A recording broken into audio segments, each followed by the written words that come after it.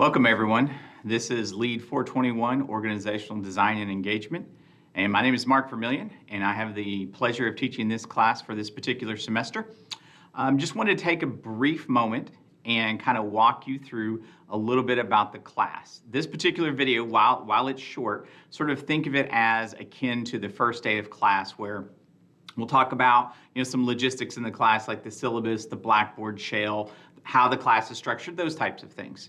But also it's an opportunity, since this is an asynchronous online class, we don't have any face-to-face meetings or any required online meetings. This is just an opportunity for you to know that there is a real person that is attempting to teach this particular class, and that real person is me. So in kind of keeping with this idea of an introduction, my name is Mark Vermillion, and I'm really excited. I really enjoy this particular course. In my department, so I'm the chair for the Department of Sport and Leadership Studies. The latter part, the leadership studies part, is really germane to who we are and what we do in this particular class. That is, I'm the director for the Organizational Leadership and Learning degree program, and this is a course that's part of that particular degree program. It's part of a minor, a very popular minor in organizational leadership, and it tends to be a pretty popular elective for a lot of students over a lot of different majors and professional and personal experiences. So what we want to do, I don't want to waste your time. I want to make sure that we're able to get in, get out, and talk about this class, the expectations, and those types of things. I would be remiss if I didn't mention that there is on the Blackboard shell, there is a PowerPoint presentation. It's really short. That's labeled Introduction and Overview, and you do need to read through that briefly, just because it will talk about some things from kind of a teaching or a philosophical point of view that are going to be important for setting the stage or the foundation for the course. Today is really more about the nuts and bolts or the logistics of the class. So first and foremost, you all are all aware, every class has a syllabus, and this class is no different. The syllabus really is important because, and I know a lot of people don't like to go through them and read them. They're not the most exciting looking documents. Here at WSU, we have a syllabus template. So in theory, all your syllabi from all your classes will kind of look the same. And that's a good thing, because there's a lot of important university information that's contained within that document. So please make sure that you take a look at that. In addition, the syllabus is going to be really important because it does provide you with assignments. It does provide you with due dates, deadlines, grading, in terms of how I do grading, but then also point totals. So if you want to know, hey, I'm shooting for an A or an A minus or B plus, all those different things, all that information is going to be contained within this syllabus. So make sure that you're going through and you've gone through that and understand the information. Another thing that's really important is we have what we call office hours or student hours. These are moments throughout the particular semester that I am sequestered in my office specifically to meet with students. So if you have any questions, I have my office hours on there. But also, I know some of you are taking this as an online class. Maybe you're an online student, and obviously, if you're working full-time or otherwise engaged, then being able to pop by Hubbard Hall 221 to jump into my office is not really an option. Not a problem. We're pretty laid back in this class. Just make sure you communicate with me. Set up a time. You can either ask questions through email, through the Blackboard shell, through kind of the messaging app of Blackboard, or we're able to set a time and we can do kind of a Teams meeting or a Zoom meeting, something like that. Okay. Also, it's really important to make sure that if you're new to Wichita State, we do, as a learner management system, we do use Blackboard. It's different than some other systems, not better, not worse. It's just perhaps a little bit different. So make sure you're going through and navigating and getting used to the look and feel for Blackboard and how all that kind of stuff works. Now, in terms of class logistics, what I really wanted to do, there's two major things I want to do. One is talk about this structure, and then we'll kind of go through a little thing over here in just a minute. But I think it's really important that we set the expectation, right? Students come into a class, they want to know, okay, yeah, Mark, I've read through the syllabus, but how is this class structured and those types of things. And so as you're going through the Blackboard shell, as you're looking through the syllabus, just keep in mind kind of what we're going to talk about here in the next minute or two. The structure for the class, I try to keep things fairly simple, okay? I generally don't go for a lot of bells and whistles. So when you get into the Blackboard shell, it's going to be pretty evident. Hey, start here. Here's an opening video, this particular video. Here's a PowerPoint. And then I try to break everything down into modules. Since this is an 8-week course, having 3 course modules seems to work really, really well. Okay? And within each module, you're going to have an assignment and a short little quiz. So I have notes that I've created. You don't have a required book or anything like that. Anything that I want you to read is going to be hyperlinked in the notes or on an assignment sheet or something like that. So you don't necessarily need to purchase anything. But it is going to be important that you do go through the notes for each particular module and then for the class. Now, I try to be fairly parsimonious with the notes as well. We don't have a lot of extraneous things. And I try to set the notes up so each PowerPoint slide is almost like the screen in your Kindle or something like that, right? I try to put the information there. I try to expand where appropriate. I'll use, full complete sentences and things like that so that you can read through those things. I used to record videos such as this one or kind of a screen capture on your laptop or whatever, and it was kind of more like an audio file that you listen to while you watch the video, those types of things. Students didn't seem to love those, which is not a problem, right? And that really could have been on me if we're being honest. But so I've kind of found that students like to read over things at their own pace and then able to take that information, digest it, and then the assignments are the place where you can apply the information.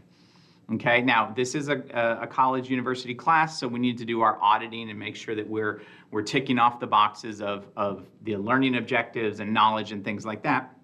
So the quizzes are pretty basic. All the information is going to be drawn from the module notes. Okay, there's not necessarily going to be any curveballs or anything like that. The point of the quiz is not necessarily to try to trip anyone up or anything like that. It's just to make sure that we're able to understand the basic concepts, ideas, and then maybe kind of apply them in a rudimentary way. Okay, so you're going to have those 3 modules. You're going to have the assignments within each module. You'll have a short quiz within each module. I should also tell you, almost all the quiz questions are multiple choice or true false, okay? Again, it's just to kind of make sure that we're all on the same page moving forward as we go throughout the semester, okay? Something I think is really interesting is that the structure of the class, because it's an 8-week online course, I'd be remiss if I didn't say this. This 8 weeks will go very, very quickly. This class, once you start, it moves. Okay, I do have due dates within each module. You're able to work ahead, okay, and I try to structure it so for those of you that kind of want to work a little bit at your own pace, but then I have, like I said, module due dates so that you don't just kind of linger and get lost in not getting things completed and those types of things. It's important communication. Make sure you're communicating with me if something, is kind of, sometimes life happens. And we know that, right? I can generally work with folks as long as you communicate with me ahead of time. We can usually kind of work through whatever's going on. Communication is also important for me since this is an online class, it's asynchronous. And in theory, many of you, I may not meet you face to face. So I do 2 things to make sure that we are communicating in terms of the class on a regular basis. One, I do weekly kind of announcements, emails, where I just kind of prime the pump, set the stage for what we're going to do this particular week, what's going to be due, when it's going to be due, that kind of thing. And then there might be a little brief thing here and there, kind of describing what the module is going to be about and those types of things. But the idea is, again, those come out on Mondays of every week, and it's just to set the stage so you have an understanding, an expectation for what you're going to be doing for that particular week.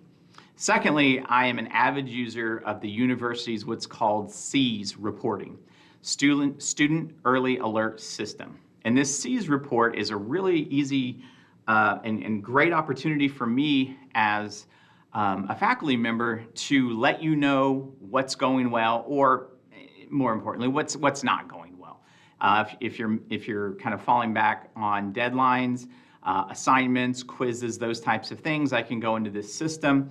I can, mark a few things. It's going to auto-generate an email that looks like it's kind of from me. I mean, it's not, but it's still very, very important that you get that and just reach out. It's a way to initiate communication. It's not a moment to say you're failing, things are bad, you need to get out. That's not what the SEAS system is for. The SEAS is supposed to be a supportive tool to ensure that students have the opportunity to track their progress and see what they need to do to stay on track and persist throughout the entire semester of that particular course. Okay? So before we get to the final word, I've been teaching for a hot minute now, or a couple of years. I mean, this white hair is no lie. I've been in higher education for a little bit. And one of the things I think it's really important, and you'll see this in that little brief introduction and overview PowerPoint, but I like to kind of talk about it because it's something I've done for every single class, whether it was an intro to sociology class or whether it's an 800 level graduate course. It doesn't necessarily matter. This is kind of how I approach classes from a philosophical point of view. All right, so we have the idea of we're trying to make sure that we develop knowledge. Well, how do we do that? So I went all the way back and I just found people that were far smarter than I am. And if you think of the ancient Greek philosopher, Plato, he said knowledge is the intersection of two things, okay? And I think this is really interesting, right? And he said the first one is truth, and then belief. All right? My goodness, what does all that mean? Well, knowledge, the reason that you're here, you're trying to better yourself, better your career, better your leadership skill sets, all that. You want to gain new information, right? And you really want to add to your reservoir of knowledge so you can be the best possible employee, mentor, whatever it is, leader, manager within your organization. Okay, that's wonderful. And he said, Plato was saying, okay, the first thing you need is truth. And truth for us is really akin to fact, right? What information do we know happening out in the world, whether it's from physical sciences, the natural sciences, maybe it's the social and behavioral sciences, what can we glean from the humanities? The idea is, what do we know that works? For example, we know that people have different personality traits, introverts and extroverts, right? Well, we know through lots and lots of social research that both introverts and extroverts can be impactful, powerful leaders, right? And we've got all the information. That's truth. Well, what Plato was saying was, and this might be actually the harder of the two, is the belief aspect. Do you believe that this truth is important and you will encode it or incorporate it into your worldview about whatever it is that we're talking about here? That is it, right?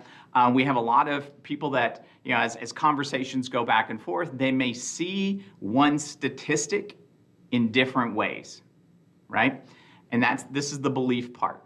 And both of these things are going to be really, really, really important, is that we need to make sure that we have the information, yes, and that it applies to you, what you're doing, why you're doing it, and how you're doing it. Once those two things collide and come together, that's when you're able to increase knowledge. And that's really the most important thing for us, right? This particular class is just part and parcel to the entire knowledge building process that you're going to have as you go through this program or whatever program that you're going through, and you're taking that information from higher education, you're incorporating it into your personal life, your professional life, so that you can move an organizational environment forward in a positive way. That's all we're talking about. And according to Plato, my guy, all right, these are his ideas. So keep that in mind, okay? Final word, and then I'll let you get out of here. I think it's important to realize that, as with anything in life, one gets out of something what they put into it, okay? And this is not a time to tell you what you need to be doing with higher education or this class or anything like that. That's not my job. I'm just a facilitator for content knowledge and acquiring this stuff, those types of things. But as you kind of think about who you are, the type of leader you want to be, and what you want to do moving forward, these concepts, whether it's from this class or other classes that you're going to be involved with, these concepts, you catch them, you hold on to them. Maybe you stick them in your back pocket and you pull them out whenever you need them later on. And that's something I think is really, really important. We all have different experiences. We've all had different journeys, stories, whatever sort of jargon and nomenclature you want to use, but we're able to bring those unique experiences to bear within leadership activities within every organization. And that's really, this class kind of picks up and pulls on that thread. So it's going to ask your opinion. It's going to ask for, I don't really care how people see things. That's really not the point of this particular class. The point of the class is to just get folks to start thinking about things. And to me, once we're able to do that, then we're really buying into what Plato had sort of set the stage to do, which is understanding knowledge, understanding ourselves, and how we're able to build our reserves as both a leader and really an informed person that can be a productive colleague, that can be a productive mentor, or that can be a really impactful, powerful leader in a variety of different organizational settings. Okay? Moving forward, next steps. Just make sure that you go through the Blackboard shell, that you understand everything. You do have a syllabus quiz, very, very simple, quick and easy, get in there. Just make sure that you do it though. It is part of the class, you do receive points for it. And then as you're kind of going through and looking at due dates, whether it's on the Blackboard shell, whether it's in the syllabus, make sure that you have a clear understanding of expectations. And there's a lot going on this these first weeks. If you have any questions, feel free to reach out to me. I'll do whatever I can. As I say in the syllabus, whether it's during kind of non-holiday business, typical week business hours, I respond to emails 24, 48 hours. We can have a conversation about what needs to change or whatever accommodations you have. That's not a big deal. Point of all of this is a journey. You've got a lot of things that you're going to be doing. So if you need anything, feel free to give me a holler. And in the meantime, have a wonderful first week of classes. And if there's anything I can do, feel free to let me know. Thank you much and have a great semester.